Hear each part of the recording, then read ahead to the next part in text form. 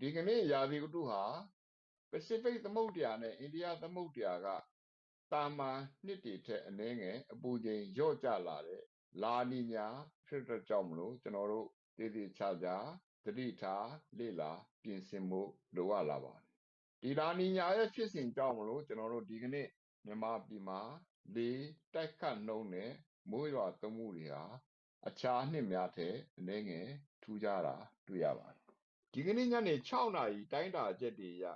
အာရီယံပင်လယ်ကလာတဲ့လေစီးကြောင်းဟာဘင်္ဂလားတောင်ဘက်ကနေဖြတ်ပြီးတော့မြန်မာပြည်နဲ့ထိုင်းနိုင်ငံကိုပြန်ပြီးတော့ကွေ့ဝင်သွားတာတွေ့ရပါတယ်ဒီနေထားဟာဆိုလို့ရှိရင်မြန်မာပြည်အောက်ပိုင်းမှာလေထုရှုပ်ထွေးမှု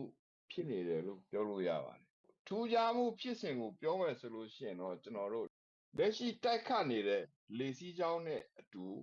မိုးရွာသွန်းမှုတွေဖြစ်ပြီးတော့လာမဲ့မေလကုန်လောက်မှာကြာမှာရခိုင်ကမ်းရိုးလုံးမှာလေဖိအားနေတာရောင်ဝန်းဒေသဖြစ်နိုင်တယ်လို့ခန့်မှန်းချက်တွေကတွက်ချက်ပေးပါတယ်။ကောင်းပြီဒီကနေ့အရေးကြီးတဲ့အချက်ကမြန်မာပြည်မှာအဝစီတွင်တူးတဲ့လူတွေရှိရရှိတဲ့သတင်းတွေအရမြေအောက်ရေစီးကြောင်းတွေငလျင်ကြောင့်ပိတ်ဆို့မှုဖြစ်ပြီးတော့10ပေကနေပြီးတော့ပေ20အထိပို့ပြီးတော့နဲ့အောင်တူးနေရတယ်ဆိုတဲ့သတင်းတွေတက်လာပါတယ်အဲ့ဒီအနေထားဆိုလို့ရှိရင်